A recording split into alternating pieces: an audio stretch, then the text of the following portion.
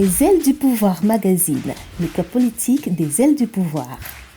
Destiné aux aspirantes candidates, aux personnels politiques, les élus et ex-élus, aux militantes de toutes les obédiences politiques, ce club privé confidentiel a pour but de nous réunir afin d'échanger sur les pratiques et les enjeux de la politique quand on est une femme et plus généralement sur le pouvoir.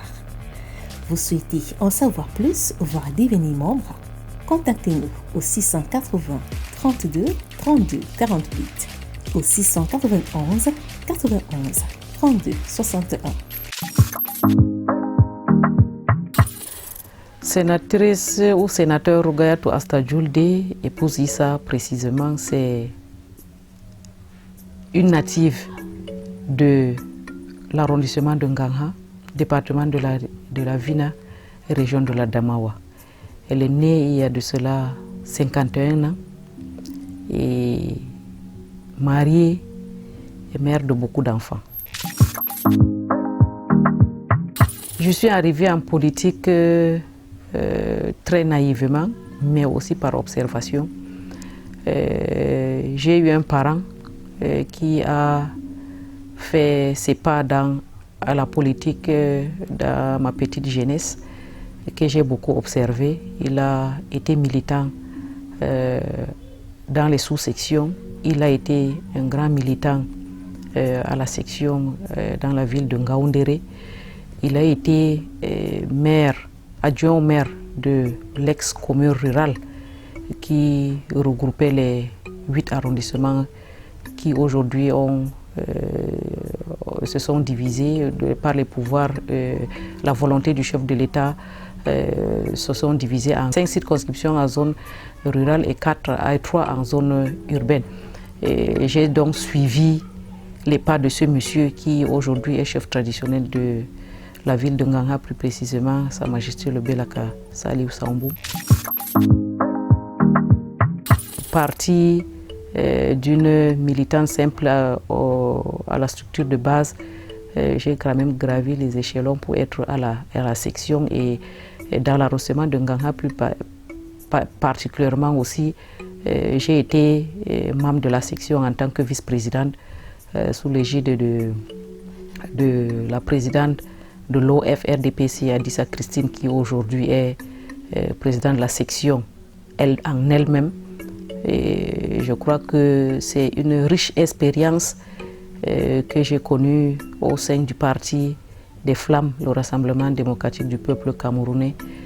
Et en 2013, j'ai été sur une liste pour les sénatoriales, premier pas pour le Parlement.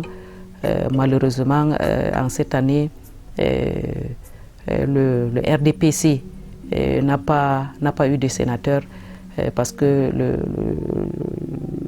la liste, le RDPC n'avait pas présenté des candidats au sénatorial en 2013, mais nous avons bénéficié quand même de la gratitude du chef de l'État qui nous a donné 3 sénateurs et nous y sommes contentés. Je suis donc entre 2013 et 2018 donc j'ai pris une petite retraite pour faire carrière professionnelle à la délégation régionale des postes de télécommunications. Et c'est pendant cette carrière professionnelle que j'ai été encore appelée à venir représenter la gente féminine dans le département de la Vina, représenter une composante sociologique précise. Et je crois que ce choix n'était pas un choix au hasard. La hiérarchie du parti m'a peut-être filé, et raison pour laquelle ils ont suivi mes pas pour m'attraper, pour qu'en 2018, je sois sur la liste des sénatoriales pour la région de la Damawa représentant le département de la Vina, où j'ai assumé un mandat. C'est vrai que j'ai commencé mon militantisme dans les années 90, où le multipartisme est rentré dans nos mœurs. J'ai suivi les pas de ceux qui m'ont précédé. J'avais évoqué tout à l'heure mon papa qui était militant du RDPC et il fallait suivre ces pas-là parce que c'est avec le temps que j'ai compris que le RDPC était vraiment le parti du chef de l'État et qui est le président de la République, son Excellence Paul Biya. Et comme l'a coutume de le dire, il faut toujours être avec le chef. Et nous sommes restés avec le chef jusqu'aujourd'hui.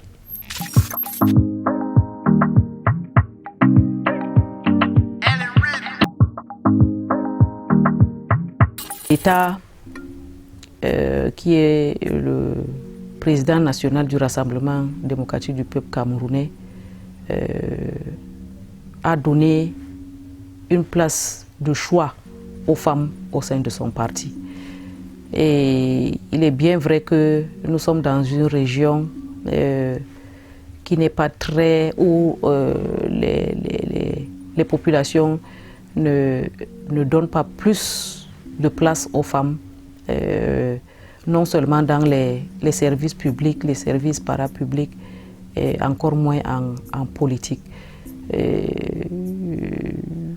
La volonté du chef de l'État de donner beaucoup de place aux femmes est vraiment à saluer aujourd'hui. Pourquoi? Parce que parti d'une vingtaine de sénateurs pendant les législatures passées, nous sommes aujourd'hui à 32 pratiquement, malgré que nous ayons déjà connu des décès dans nos rangs.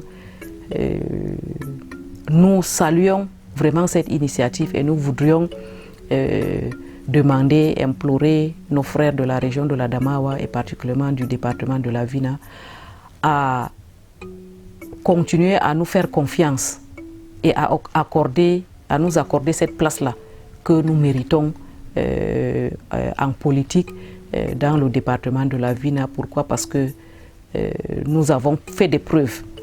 Je garde un souvenir vraiment très triste de la dernière législature au Sénat 2013-2018 parce que nous étions deux. Malheureusement, tout à l'heure j'évoquais les difficultés de la législature parce que de 2019 à 2023, je suis resté seul sénateur à la tête d'un département qui avait 8 circonscriptions et, comme vous le savez bien, multicolore. Sénateur, c'est le représentant des collectivités territoriales décentralisées. Le rôle fondamental décrit dans les textes d'un parlementaire que nous sommes, c'est de voter les lois et contrôler l'action gouvernementale. Je crois que c'est ce que nous faisions déjà lors de nos sessions parlementaires. Et nous, pour cette législature, nous sommes déjà à 2 sessions, la session de plein droit et la session de juin qui venait de s'achever. Je crois que c'est les missions régaliennes qui nous reviennent. Et à côté de ces missions régaliennes, l'accompagnement des CTT en tant que les représentants sur le suivi des projets que les mairies ont auprès des départements ministériels que nous allons accompagner durant cette mandature-là au bénéfice des collectivités territoriales décentralisées qui voudront que nous le fassions pour eux. Ça peut être dans le domaine de la santé, de l'éducation, l'eau, l'énergie, les routes. Je crois que c'est pour ne citer que ce chapelet de projets que les collectivités territoriales décentralisées peuvent avoir.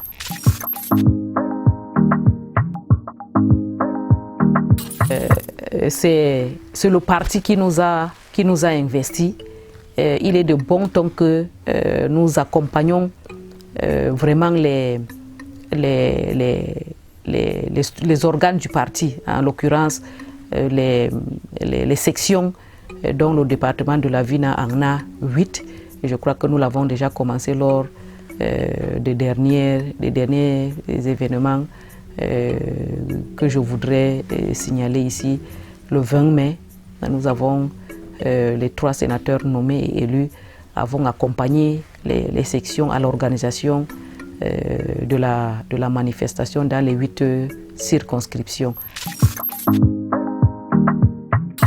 Dans le département de la Vina, je voudrais dire que les femmes sont vraiment en politique, mais peu comprennent pourquoi elles sont en politique.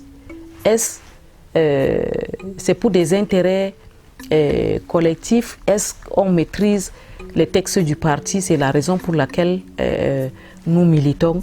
Mais toujours est-il que dans la masse des militants du RDPC dans le département de la Vina, les femmes du département de la Vina ne sont pas restées, ne traînent pas le pas, raison pour laquelle les 8 sections au FRDP sont pratiquement animées par les femmes à tous les niveaux.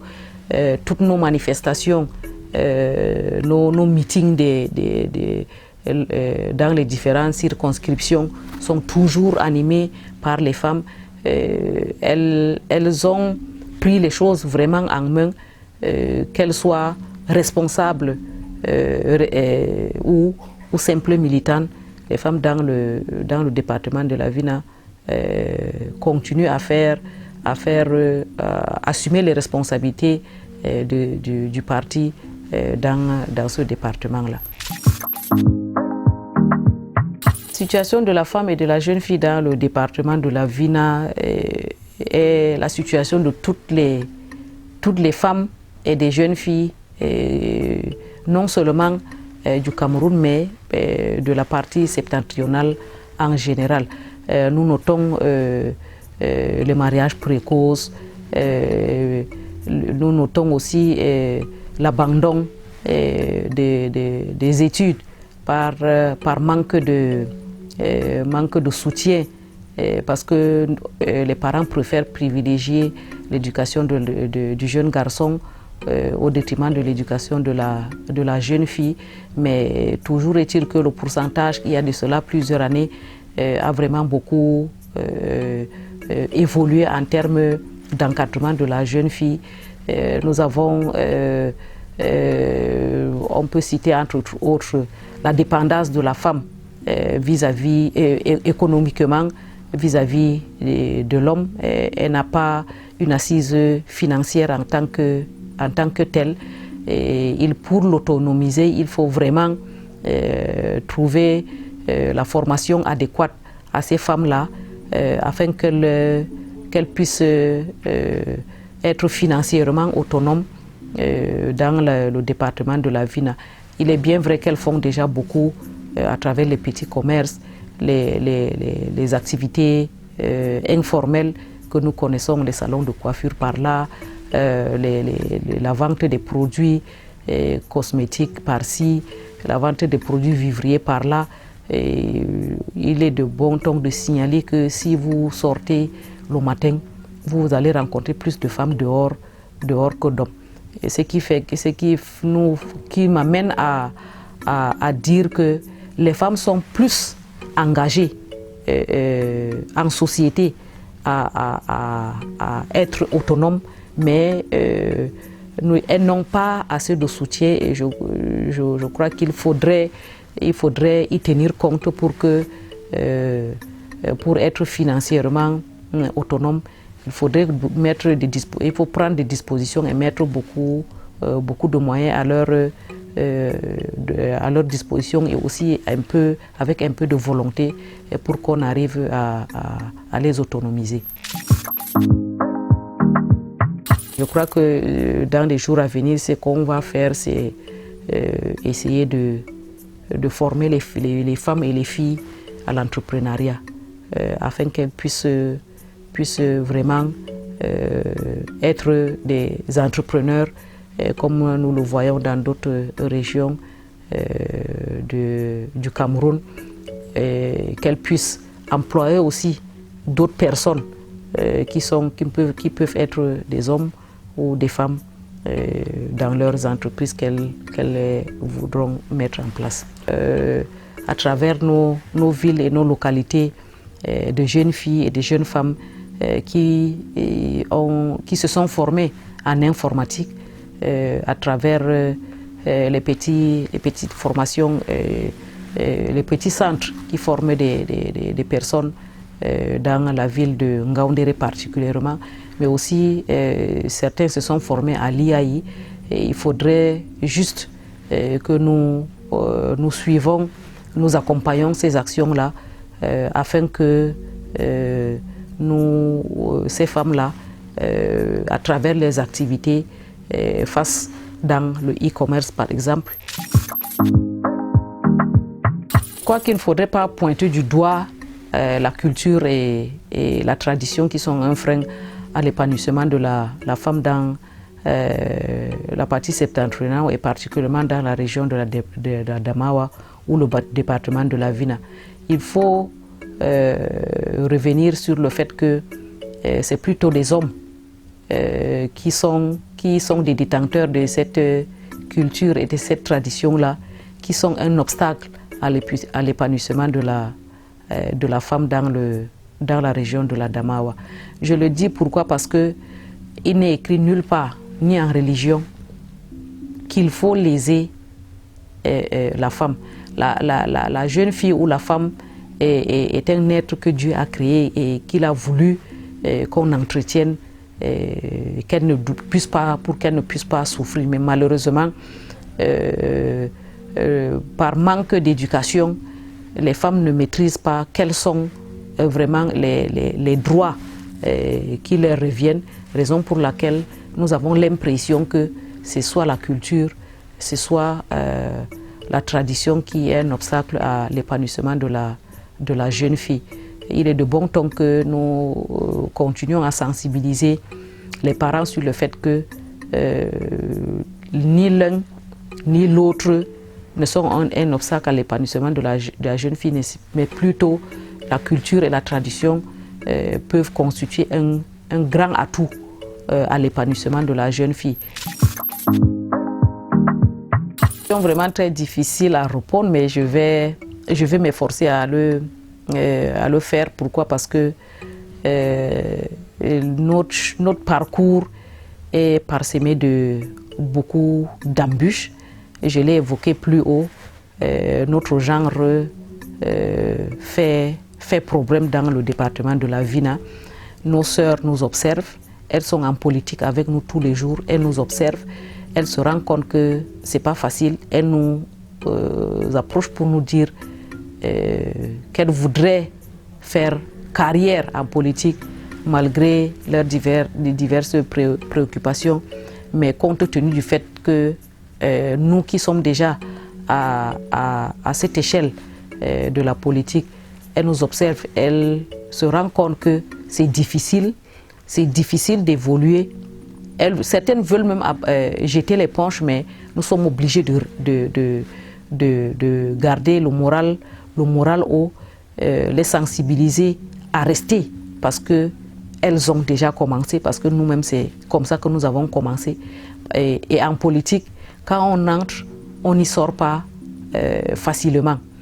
Il faut persévérer pour que notre responsabilité à apporter un plus, notre part de contribution au développement de la société dans le département de la Vina, la région de la Damawa et pourquoi pas du Cameroun tout entier est la bienvenue. Il faudrait garder la tête haute pour que demain, nous qui allons vers la porte de sortie, laissons une relève qui va venir assumer les mêmes responsabilités que nous assumons aujourd'hui. Peut-être c'est vous qui pouvez imaginer que je suis un modèle, d'autant plus que les œuvres humaines ne sont pas parfaites. Je suis en politique dans le département de la Vina. Je crois qu'il y a meilleur que moi. Je suis sûre qu'il y a meilleur que moi dans le département de la Vina en politique. Mais le destin a choisi ma modeste personne pour assumer ces responsabilités-là. Et je suis fière de le faire. Et j'ose croire que je le fais un peu assez bien pour que nos populations bénéficient des prérogatives qui sont les miennes. Les populations bénéficient des prérogatives qui sont les miennes à travers les actions que je mène sur le terrain. À dire par rapport à notre assistance aux couches défavorisées, c'est que c'est un devoir. Un devoir, pourquoi? Parce que pendant la mandature, nous pouvons quand même bénéficier à travers nos séjours à Yaoundé des petits avantages afin qu'à la fin de la session, nous revenons auprès de nos populations, leur dire que nous avons eu un peu et partagé avec eux. Et j'ose croire que dans les jours à venir, nous sommes en début de mandat, nous reviendrons encore avec d'autres activités, d'autres projets pour le bénéfice dont nos populations vont en bénéficier. Je suis à la deuxième mandature de la 3e législature au Sénat. Je comptais rester pour apporter encore plus que ce que j'ai donné, pour donner plus que ce que j'ai donné au département de la Vina et la région de la Damawa. Si jamais la hiérarchie se rend compte que je suis et je serai utile pour ce département, je crois que je vais rester. Si jamais je n'y suis plus, je continuerai à encadrer les cadets qui vont suivre nos pas pour que le département de la Vina, sur le plan social, connaisse vraiment le développement que nous voyons sous d'autres cieux. Je voudrais d'abord dire merci au magazine Les L du pouvoir pour m'avoir accordé cette opportunité de m'exprimer. Depuis la nuit des temps, elles ont marqué l'histoire. Elles sont fortes. Elles sont remarquables. Mais avant tout, elles sont des femmes, les mères de l'humanité. Les aides du pouvoir, plateforme pour donner la parole aux femmes du pouvoir. Le pouvoir, qu'est-ce qu'il en est exactement?